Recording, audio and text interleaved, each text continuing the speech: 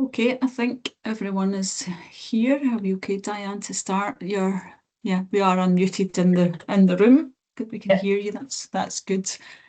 Welcome everyone in the room and everyone else online. I'll just kick off with the Chair's opening statement. So welcome to this meeting of the Inverclyde Integration Joint Board Audit Committee. This meeting has been held remotely and will be filmed and recorded for live and subsequent broadcast available through the Council website. The Integration Joint Board is a joint data controller with Inverclyde Council and NHS Greater Glasgow and Clyde under the General Data Protection Regulations and Data Protection Act 2018. This meeting will be broadcast and recorded to fulfil our public task obligation to enable members of the public to observe the democratic process. Data collected during this remote meeting will be retained in accordance with Council published policies available through the Council website. Members of the IJB Audit Committee are reminded that they should follow the IJB's established meeting protocol, including around the use of the chat facility, and that comments made in the chat facility are visible to all participants in the meeting, which may include members of the public who have also received invites to the meeting. Okay, thank you for that. That leads us on to agenda item 1, which is the apologies, substitutions and declarations of interest. Diane, could you take us through that, please? We have no apologies for absence. Chair will now move to a roll call before asking for the declarations of interest. The following members please indicate if they're present at the meeting. Councillor Quinn. Present remotely. Councillor Reynolds. Present remotely. Dr Metcalf. Present remotely.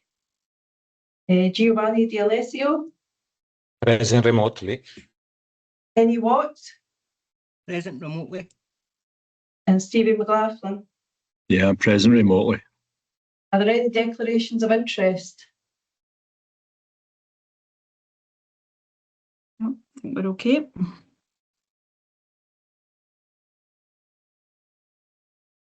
Okay, thanks, Diane.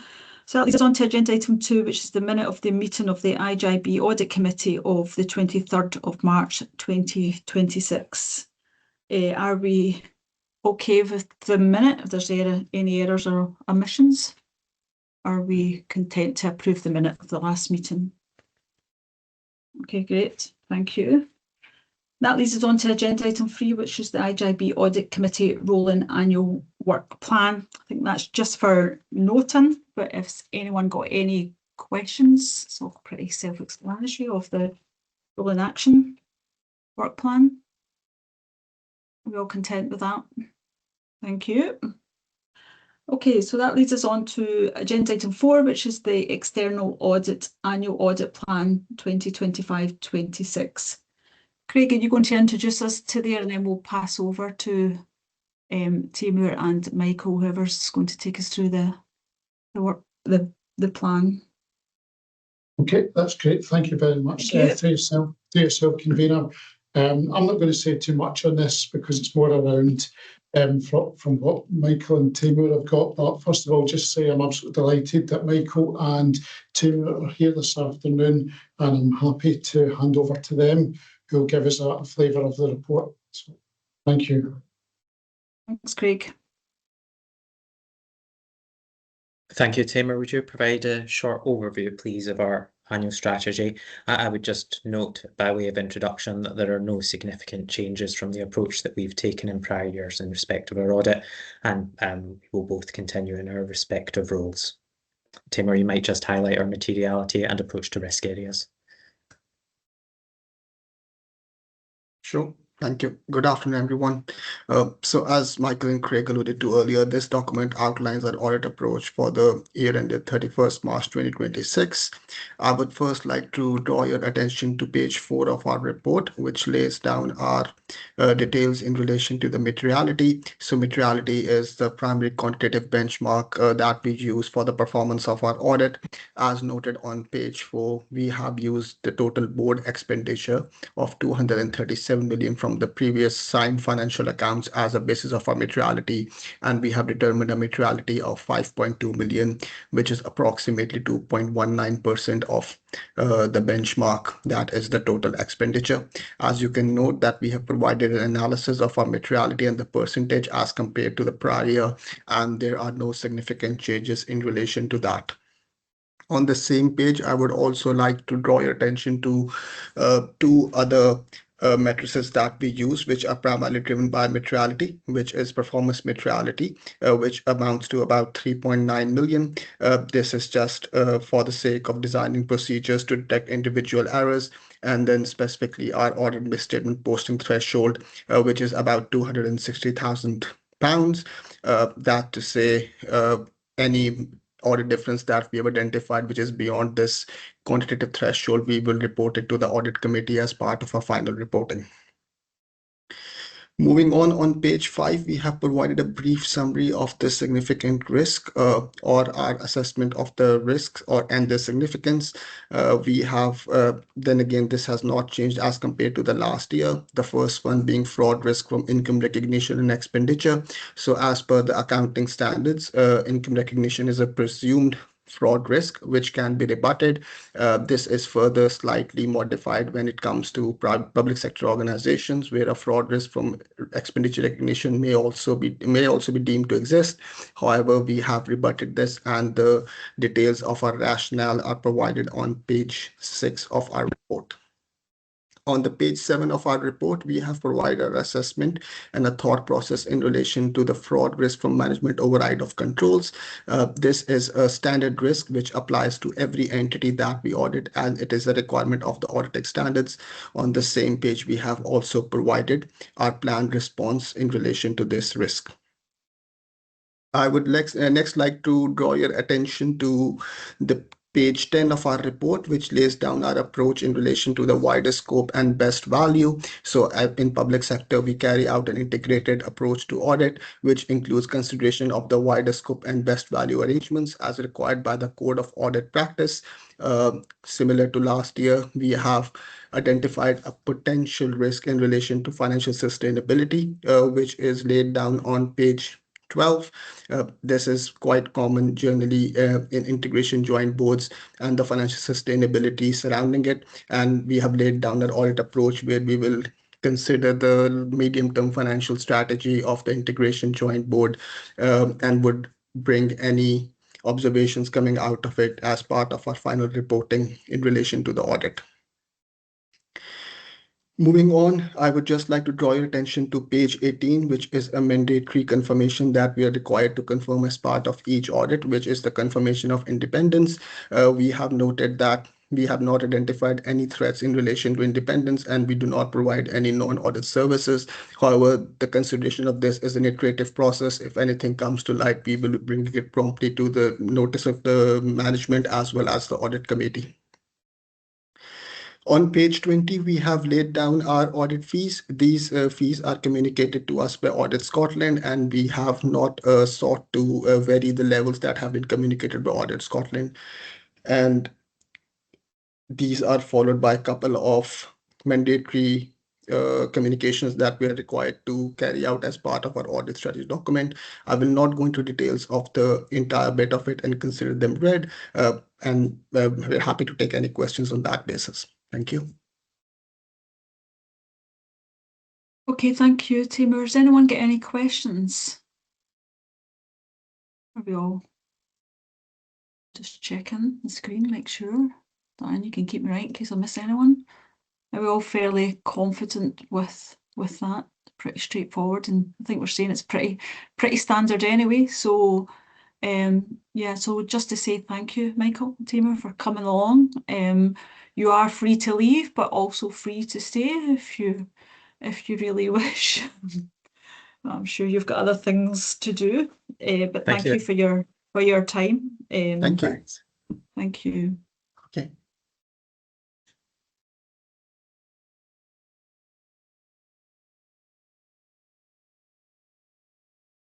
Okay, so we're happy with the recommendation that we note the annual audit plan 25-26. Assuming that there's no questions, that we're okay with that, we can move on to the next agenda item. Thank you.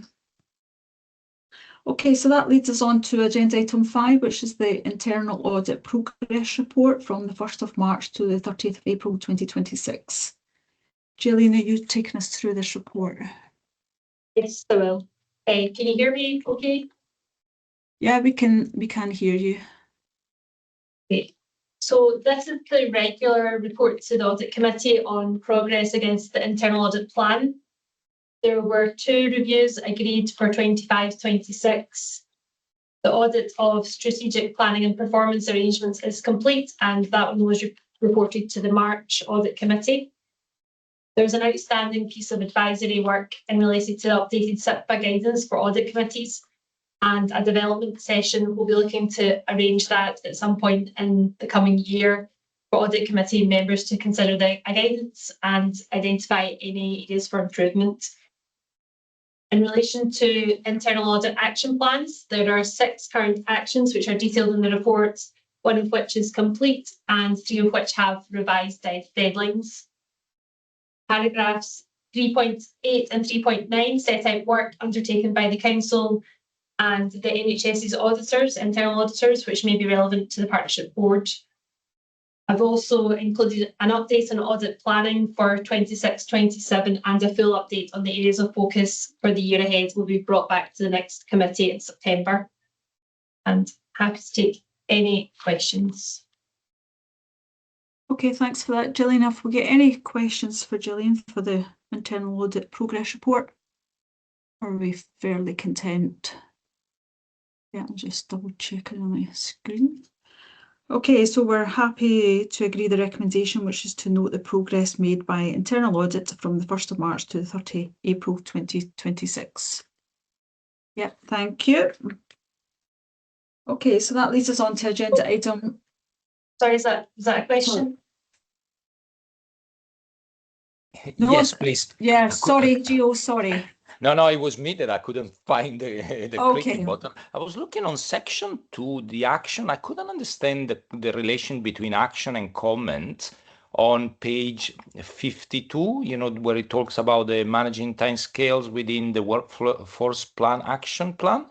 Because on one side, it talks about the use of Pentana system. On the other side, in the management comments, it talks about the use of idea gen system for collection of updates of progress. Can that action comment be clarified, please?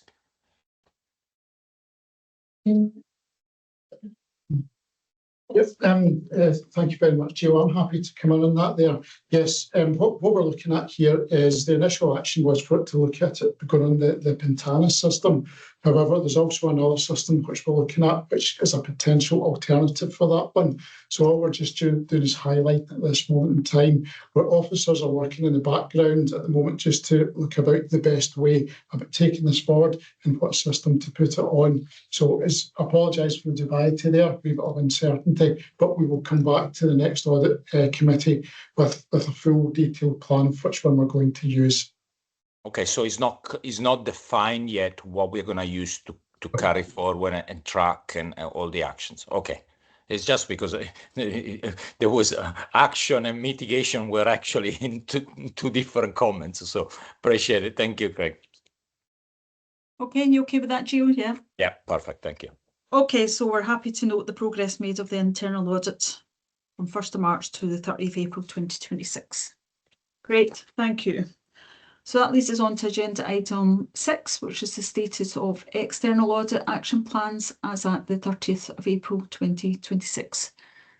Gillian, you're up again. Thank you, convener. So there are 2 external audit actions being progressed by officers, and both of those have revised target dates. One's relating to the review of the integration scheme and the other relating to longer term financial planning. And there's an update on the current status at Appendix 1. Again, happy to take any questions on that one. Okay, have we got any questions on the external audit actions? Becky? Hi, hi all. Thanks so much for this. And I'm sorry, Kate, I'm loath to talk about it again, but the integration scheme review. I see that obviously we've revised the timeline for November, which is good. My understanding is there's been some positive work in that space.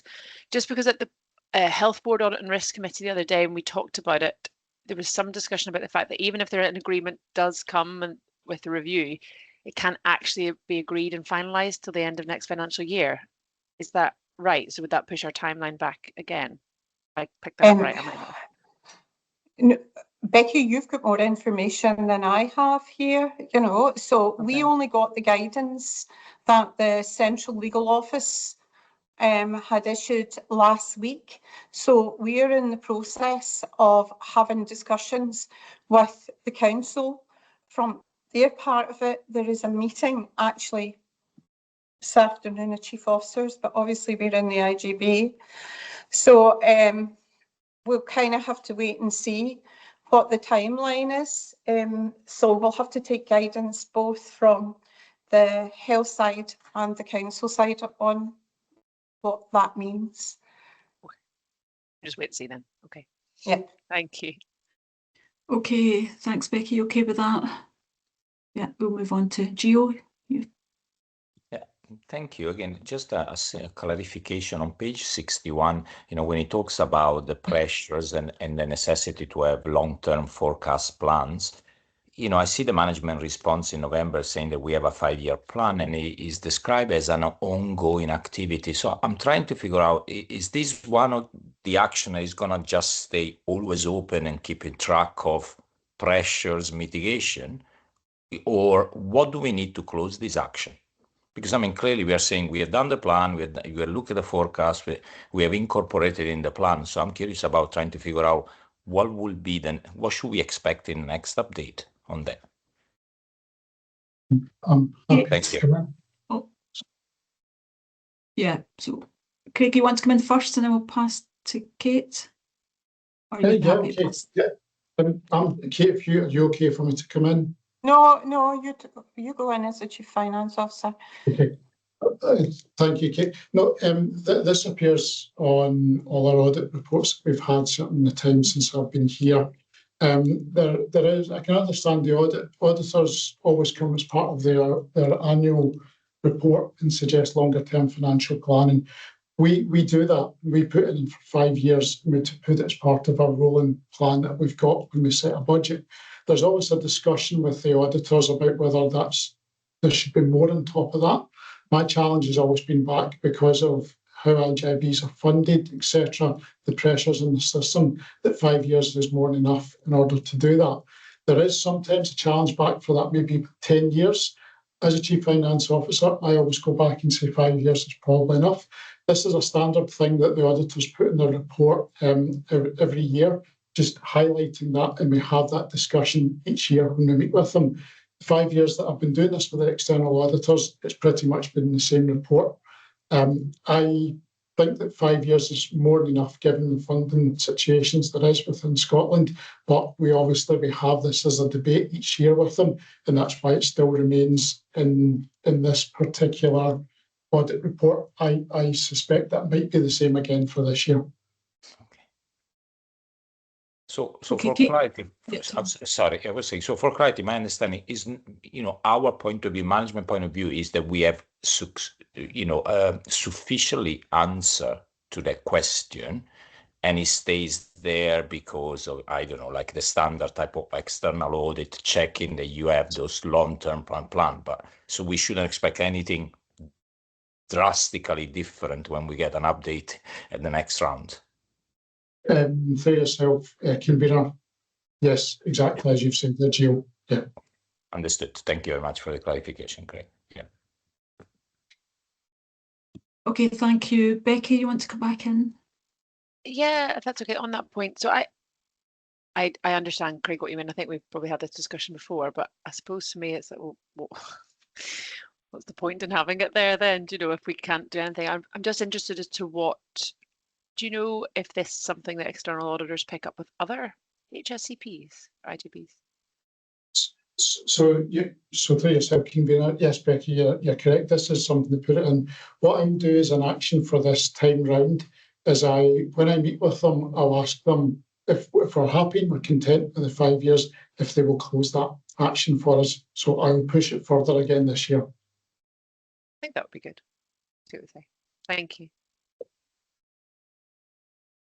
Okay, I think that's just the general frustration of having two items on there that we have no, you know, but it's not the lack of will, we're trying to get rid of them, but it's no fault of our own that they're there for various reasons. But, you know, obviously we would love to see an empty sheet of paper saying that all the actions are done. But yeah, so I think Craig is going to have that a conversation again this year, probably around similar that you've had over a number of years, but we'll see how that goes. Okay, is there any other questions on the external audit? Well, content. So we're content with the recommendation to note the external audit action plan as of the 30th of April 2026. Okay, great. So that leads us on to agenda item 7, which is the internal audit annual report and assurance statement 2025-26. Gillian. Thank you, convener, and apologies that this was not included within the printed pack. The report sets out the annual opinion in relation to the adequacy and effectiveness of the Partnerships Board's governance, risk management and control procedures for 25-26. It takes into account the audit work carried out for the IJB internal audit plan, and it also relies on the assurances provided by the internal auditors, both for Inverclyde Council and the NHS Greater Glasgow and Clyde. In terms of the council's internal audit control, the council's internal control systems, the conclusion was generally satisfactory with some improvement needed. And as an update, since the papers were published, the 25-26 annual reports from the NHS auditors was that the NHS Glasgow, Greater and Clyde has a framework of governance, risk management and controls that provides reasonable assurance regarding the effective and efficient achievement of objectives. So taking all the sources of assurance into account, the overall opinion for the IJB is satisfactory, and that reasonable assurance can be placed on the adequacy and effectiveness of the systems of governance, risk management and internal control for the year ending 31st of March 2026. The report and the opinion supports then the annual governance statements that will be included in the financial statements. And I'm happy to take any questions on the report. Okay, thanks, Gillian. Have we got any questions for Gillian on the report?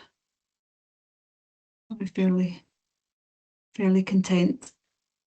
Okay, great. So we're happy with the recommendation to note the contents of the internal audit annual report and assurance statement for 2025-26.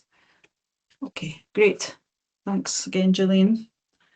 Okay, so that leads us on to agenda item 8, which is the IJB risk register. Craig, is it yourself taking us through this one? Yep, happy to do so. Through yourself, convener. This is our risk register that we run twice a year as a minimum. I'm just going to give a wee bit of an update on our general risks that we've got as per the report. First one is risk-free financial sustainability. Some minor updates to reflect the recent work that's been done, and that's mainly around the completion of the 26-28 budget. The scores remain the same, and due to the large amount of savings to be delivered in the coming 2 years, but generally that one hasn't really changed. Risk number 4 is updated workforce plan. Small narrative sheet updates on it just to reflect the fact we've got a new workforce plan, and this has been developed, and this will be monitored going forward with 6 monthly updates coming forward to the IJB.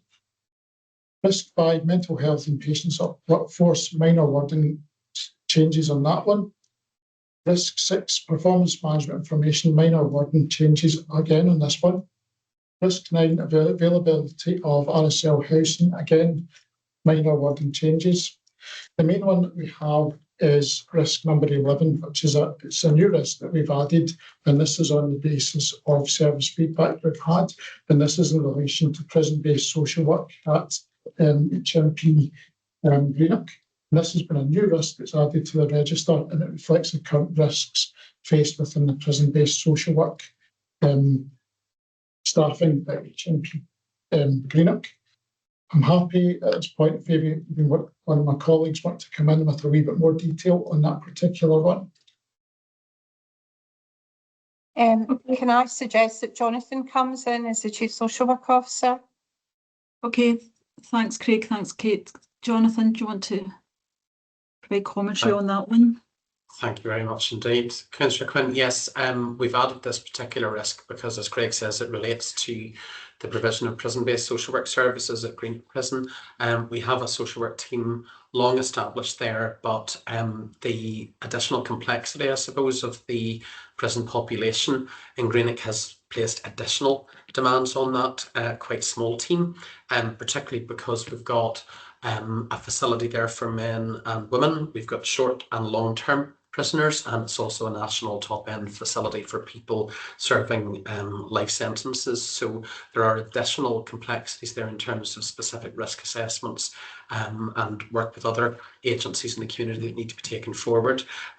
So we have been trying to progress that with Scottish Prison Service, and pleased to say that since we added this risk on, we are just finalising a date for myself and Anna Donnelly, Head of Children's Services, to meet with the Governor at Greenock Prison.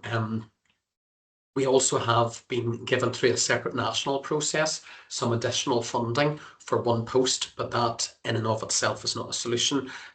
It's part of the jigsaw, but that will take some time to progress. So the key issue really is about how we can find a way to support the development of that team and increase its capacity, given that we've got that formal service level agreement with Scottish Prison Service. So we'll continue to keep the risk under review based on the contact we've got with SPS, and we can update that for a future audit committee.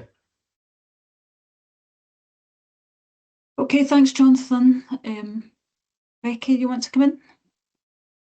Yeah, please, thank you. I do have a few questions about this, but this one particularly maybe to Jonathan, just about this risk. So just so I can understand the risk as it's laid out, was there an inspection by the care inspector? It says the risk is that the service falls below the required standards as set out following inspection. Did we have one, and are there specific actions?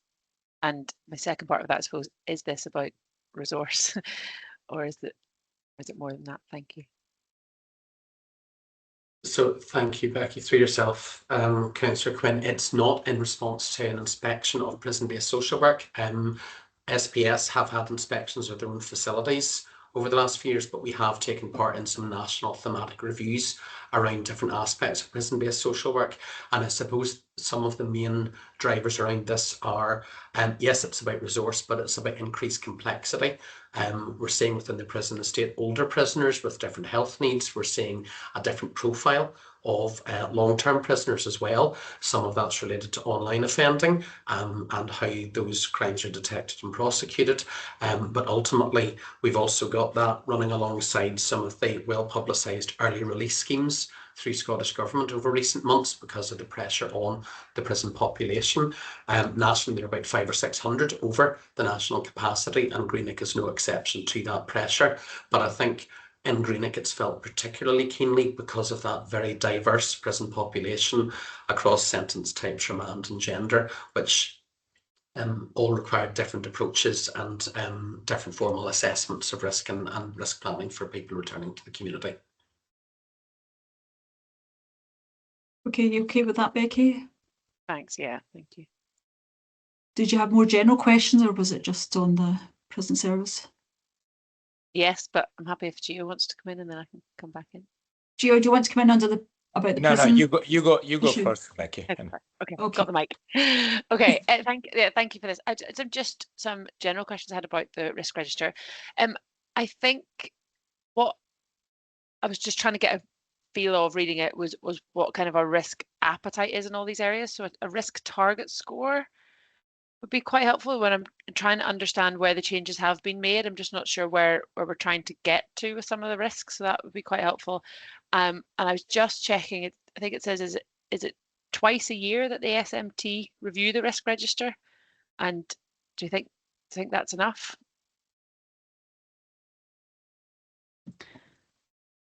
Craig, do you want to answer Becky's points? I think Kate's put her hand up. Yeah. Oh, Kate, you want to come in? Sorry. So we review this many more times than twice a year. We just bring it to the audit committee twice a year. So I wouldn't want to conflate about the amount of times that we review it. That was kind of what I thought, but I think in the wording it says it's reviewed by SMT twice a year. So maybe that means SMT bring to IJB. So maybe we just need to fix the wording. They bring it to audit committee. If you look at the previous example, that would have been something that was decided at the SMT that we needed update and the risk plan in relation to prison-based social work. So where we feel that risk is at a level that we need the IJB and the audit committee to understand around our risk appetite, because it's not that we're avoiding the risk, we're still managing the risk, but managing the risk is still providing a level of challenge, and we're not resourced, as you've already said, to kind of manage some of the changes in policy across the board and across Scotland. So we felt that the IJB needed to know this, as opposed to us just continuing to work through with SBS and Scottish Government. So this is a long-handed way to say when we feel that the risk is not manageable, we will take it to the audit committee. Great, thanks, Becky. Does that answer your question? Yeah, if we actually look at 1.4, it said it will be reviewed at least twice a year. So it does specifically say at least, and then any recommended changes will be brought to committee for approval. So I think we're okay with that wording because it says at least. Gio, do you still want to come in? Yeah, thanks. Yes, please. Thank you. Is just on a point of governance and also update on risk number 10. So the reduced working week. The comment is that we were implementing, service changes, assessing the impact as of April 1st. So I guess the two questions is, a few months on, what is the impact that we are observing? Are there any kind of really pressure area? And more importantly, from a risk perspective in the register, when is this going to be closed? Because, we can't have an ongoing risk for something that is a fixed change in time, at least. Thank you. Okay, thanks, Gio. Kate, do you want to come back in? So we're doing the work, Gio, to kind of try and manage some of the risk moving forward. So part of the work that's been done is around looking at redesigning where the reduced working week has had the greatest impact into our services, and looking at new ways of working. So that report will probably come back to the IJB after we complete that work. Okay, thank you, Kate. So it is more about the comment. The comment suggested that all the work is actually the redesign and implementation is to be done by April 1st, while in reality, what I'm hearing is challenging. We're making the changes, we are reviewing, and we'll bring back an update once the analysis is completed, which is fair enough given the extent of the change, right? Yeah, so the 1st of April was us having to implement, but we did it in a phased way, and we got additional funding from NHS GGNC, because originally we only got bits of it for our workforce, so we had to go back and remedy that. And now we're getting into the business of what does that workforce look like, bearing in mind that there has been some reductions in the funding, and what does that whole time equivalent and skill mix look like across the board. So that's the work that we're doing that will take some time and involve staff side too. Perfect. On that basis, to me, makes sense that the action stays there until we get a full loop closed. So thank you for the clarification, Kate. Okay, thanks, Gio and Kate. Anyone get any questions on the risk register? No, we're fairly content, so we're okay to note the content of the report. Okay. Thank you. So that leads us on to agenda item 9, which is the Kylemore Care Inspector Inspection Report 2026. So I think I had it down as Anna. Is someone else taking us through? Jonathan, thank you. I've just noticed your virtual hand there. So you're taking us through this report. Thanks. Thank you, Councillor. I'm going to introduce Emma Bilsland, our service manager, whose responsibilities include our residential children's services. So Emma's probably more able than me to help talk us through the outcomes of these inspection reports. So I'm happy to hand over to Emma. Okay, Thanks, thank you, Emma. Jonathan. Hello, hi everyone. Convener, I wondered if we could combine item 9 and 10, both relate to children's houses inspections. Yeah, that'd be and great. Thanks. Is that okay? Yeah, Okay. great. Thanks. Okay, just let me get so the report submitted for items 9 and 10 advised the Integration Joint Board of the inspections completed by the Care Inspectorate at Cross Hill Children's House in February 2026, the View Children's House and Kylemore Children's House, both of which took place in March 26. During all 3 inspections, the Inspectorate spoke with a range of staff, young people, parents and other professionals, and reviewed our relevant information and paperwork that we keep, including care plans for our young people.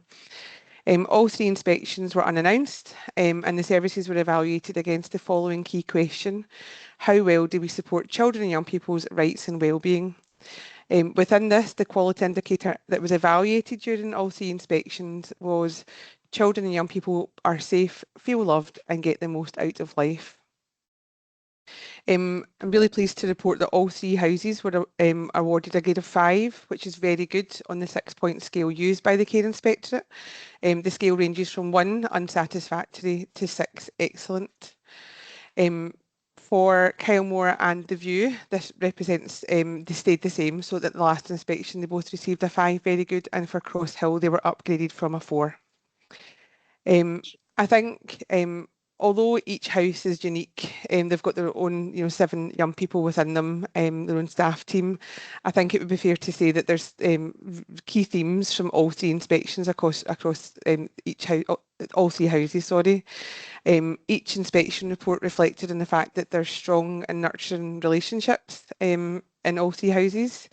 Young people are cared for by committed and consistent staff teams.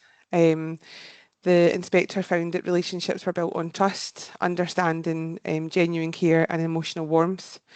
And I think very important is that the staff knew the young people well, and the consistent staff teams provided a significant stability for our children and young people. All 3 reports touched on the fact that the houses were safe, welcoming and provided family-focused care. The houses were all described as being warm, welcoming and supportive environments. Families were encouraged and supported to maintain relationships with the young people in the houses. So there's lots of examples of family members being welcomed into the children's houses to maintain that contact with their young people. With the overarching theme that young people were supported to stay connected to the people who matter most to them. Another theme that was identified was that learning and achievement was promoted across all 3 houses. So young people were encouraged and supported to engage in education and learning. Obviously, we've got a wide range of age ranges across our houses, so all or most of our young people are accessing education, whether that's in school or at college. And a theme was that staff promoted a range of educational opportunities tailored to the individual needs of our young people. And the final theme that I'd like to touch on is that all reports reflected that there was lots of opportunities for growth and experiences within the children's houses. So lots of examples where our young people were supported to pursue their interests and their hobbies. A wide range of activities, holidays, outings and experiences were available. And the care that was provided by our staff teams really focused on helping young people to develop confidence, skills and positive life experiences. The inspections identified no areas of improvement, no requirements, and there had been no complaints upheld since the previous inspections last year. That said, we are really committed to prioritise ongoing learning and development of our staff teams. And we recognise that that is central to maintaining the high standards of care that were identified within the inspections. We've got ongoing improvement plans, and our current improvement activity is focused on strengthening access to high quality learning opportunities and embedding these into everyday practice. There's a continued emphasis on deepening staff knowledge in key areas such as trauma-informed care, attachment and relationship-based practice. And in addition to this, we remain as a service committed to strengthening trauma-informed practice and supporting staff wellbeing. Work is underway to develop an enhanced access to staff to support them with their own experience of secondary and vicarious trauma. And that is me, I think, unless Jonathan, unless you've got anything you'd like to add. Thanks. I know nothing to add. I know I can say at least one other person wanting to come in, but I suppose overall the main key message from my point of view on this in terms of the Chief Social Work Officer oversight is that all three houses are obviously being recognised for the nurturing environments they provide, but also really importantly improving the outcomes for our young people as they move towards adulthood. And I think for all three of them to now be sitting at a grade 5 and showing that consistency of approach to improvement is really important. And although, as Emma said, there were not recommendations specifically from any of these inspections, there is still that ongoing improvement action plan that our residential services manager is working with each of the house managers and the teams on an ongoing basis anyway. So it's not a case of the status quo remaining, it's always about that journey of ongoing improvement. So that's all about that, Councillor Quinn. Thanks. Okay, thanks, Jonathan. Thanks, Emma, for that report. I think Stevie might have a question for you.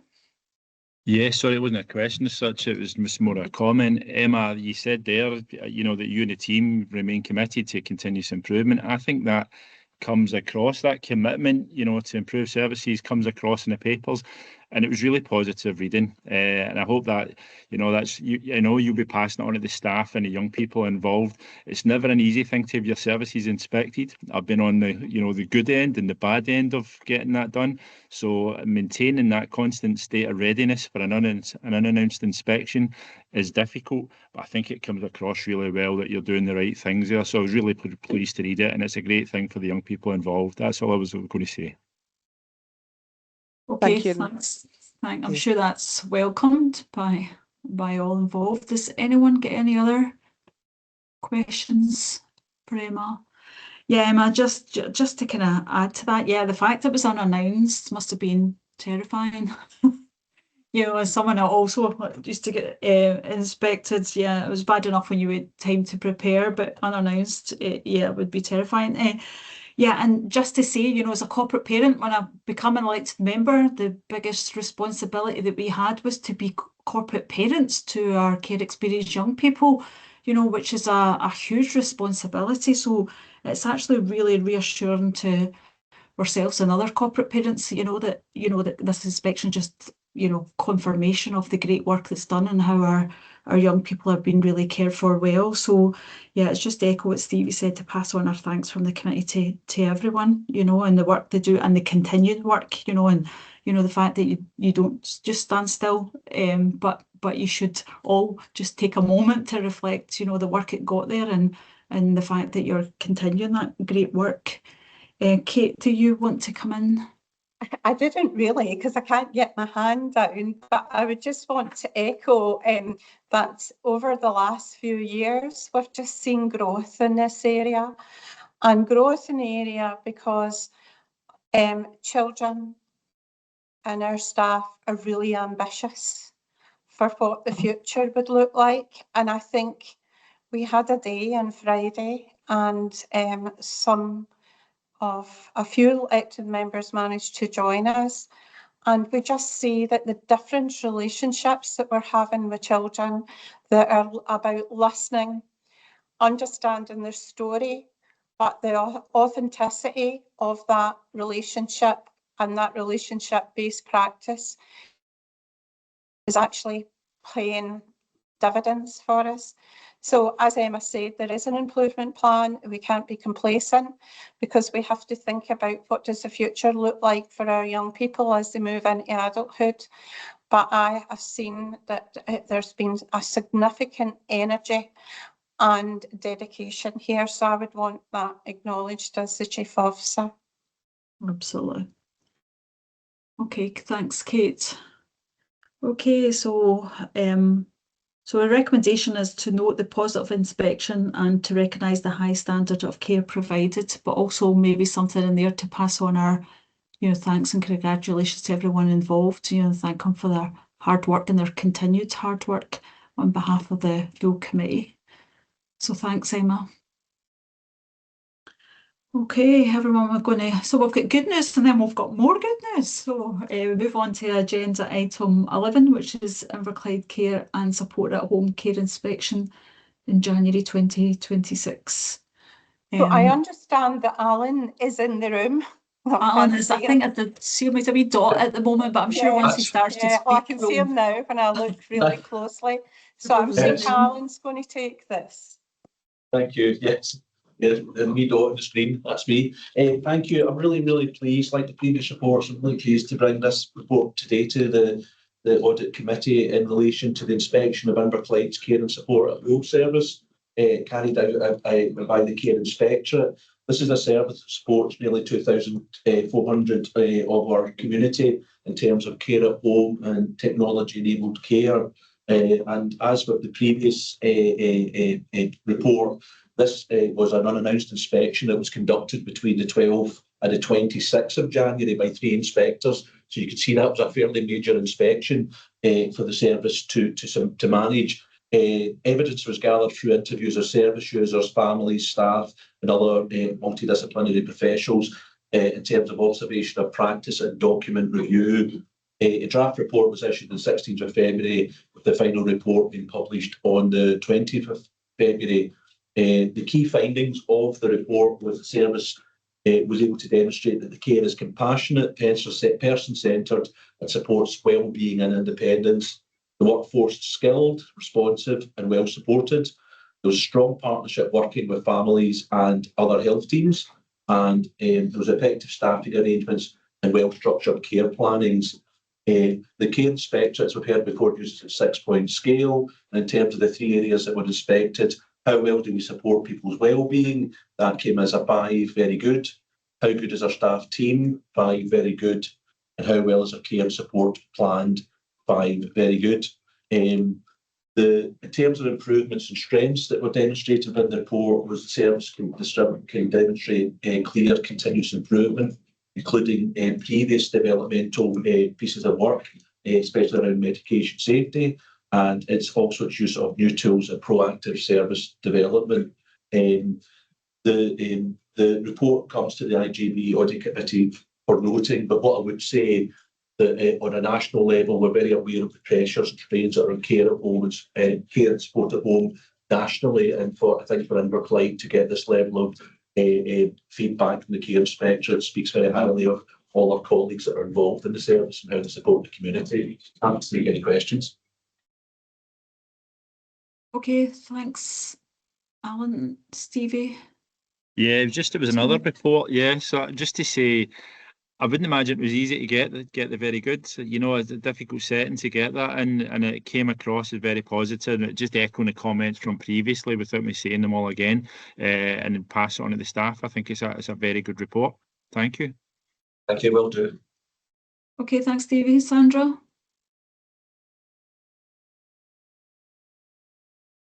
Thanks, Lynn. Again, can I just reiterate and give the credit for another good report, great report, and the work that's gone into it. I do have a question about what it includes. It seems to me when I read this, it's about the service at home, what goes on at the home.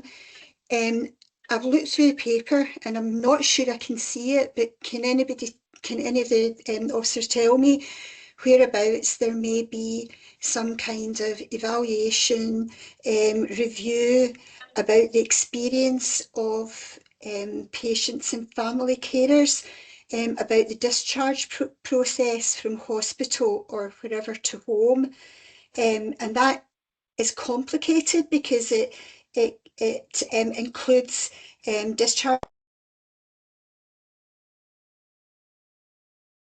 measures to family and carers by physio, OT, assessments of the suitability of home regarding stairs, where the bed is, toilet facilities, etc. And which part of the risk register deals with this? I apologise if I'm missing something in the reports, but from my point of view, that is something that if it's not being covered in detail, then that might be something that we look at. Okay, thanks, Sandra. You broke up a wee bit. I don't know if it was just my screen, but hopefully Kate would have got the gist of what was asked. Kate, Yeah, if you want to pin. Yeah, so this report is around the service and the parameters. So the evaluation framework isn't about delayed discharges, Councillor Reynolds. It's about how we deliver the service, which is quite different about the delayed discharge processes. As far as I'm aware, that we evaluate our delayed discharges processes across the board in GG&C and individually as an HSCP. So if you're referring to specific issues that you've got some concerns around, I'd be happy to take that offline and have that discussion, because it wouldn't have a place within the care inspection, because they do not inspect the NHS processes.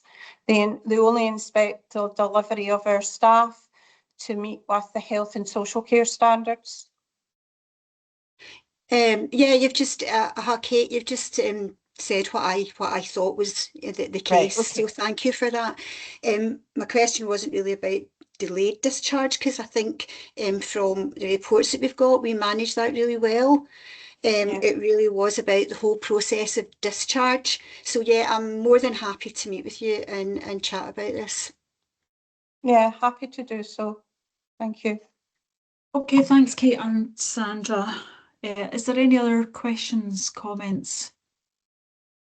We content. Yeah, so it's just to echo, a kind of great well done us, and probably declare an interest, as a family member who has the service. Yeah, you just see it, at that level, and the input and the dedication from some of the staff. So it's for making sure that message reaches right down to that level, and to say thanks for the efforts, because it is a tough role, and sometimes it's underestimated exactly what's been done. But it's just great that it's been recognised, and how thorough it was as well, with the number of people that were involved in that as well. So it just takes a lot of people to make a service. So yeah, so if we're happy to, I think just to note the content of the report and the recommendation seems a bit light. So I think again, and we're recognising the positive outcome, and thank you to everyone involved. Okay. Thank you. That leads us on. I'm just conscious of the time as well. We're going to have to try and aim to finish for 2. So that leads us on our last agenda item, which is the Learning Disability Support and Care at Home Care Service Housing Support Service Inspection of March 2026. Alan, are you covering this as well? Yes, I will, and I'll be brief on it, so that we have the time pressure. Thanks. But on a similar vein, very pleased to bring this paper, and I think the committee will be assured with the kind of common theme that's running through all of these reports. As I say, that this was in terms of our learning disability support and care at home housing support service. Again, another unannounced inspection between the 24th and 26th of February. And again, the same evidence gathering as all other reports, and the same process was carried out. Again, the key findings were strong, trusting relationships between staff and service users with responsive care. The staffing levels were of a good standard. Stable and well-supported staff team with effective leadership. Positive staff development through supervision, mentoring. Care plans were in a strong position, but there was still some development work going on there. And activities for the service users were meaningful, promoting independence and community involvement. Similar to the previous reports, this inspection looked how well it supports people's well-being, which came out at 5, very good, and how good is our staff team, 5, very good. Previous areas from previous inspections have been picked up and addressed, and I'm pleased to put this report to the committee for noting. Again, a very good position for a service to be in, similar to the other services. Happy to take any questions. Okay, thanks, Alan. Stevie, do you want to come in with your... Do you want to just say ditto and then like roll? Yeah, no, sorry, I wasn't going to say anything, but yeah, that's good. Thank you. I didn't want them to feel left out just because No, we're not at rushed all. for No, time. I thought I was repeating myself. Sorry, but it is positive. Thank you. Yeah, thanks. I think pretty much just echo what we said. You know, make sure you pass that on, and yeah, we'll note the positive outcome. You know, so not to do it once is good enough, but 4 reports in a row, which gives us all that positive news, is really positive. So thank you, and please pass it on. And we are at the end of the 12-item agenda, and we've got 4 minutes to log out of one and into another meeting. So thanks everyone for your time, and I'll see you at the main committee. Thanks, Lynn.